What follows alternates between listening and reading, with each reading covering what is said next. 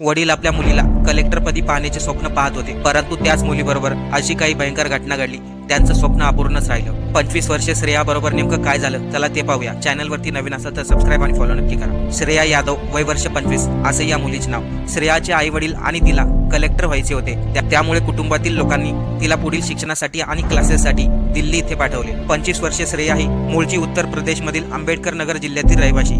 ती दिल्लीमधील राजेंद्र नगरच्या कोचिंग क्लासेसमध्ये यूपीएससीची तयारी करत होती. दिल्लीमध्ये 2 दिवसा अगोदर मुसळधार पाऊस झाला आणि त्यावेळेस त्या क्लासेसमध्ये 30 विद्यार्थी होते. पाऊस एवढा झाला की पूर्ण बेसमेंटमध्ये पाणी भरले होते. क्लासमध्ये असलेल्या 27 विद्यार्थ्यांचे प्राण वाचले, परंतु त्या क्लासमध्ये 3 विद्यार्थ्यांचा मृत्यू झाला. त्यामध्ये कलेक्टर होण्यासाठी आलेली 25 वर्षीय श्रेया ही देखील होती. या घटनेने कुटुंबातील लोकांवरती दुःखाचा डोंगर कोसळला. कोचिंग क्लासेसच्या भोंगळ्या कारभारामुळे आज 3 विद्यार्थ्यांचा मृत्यू झाला.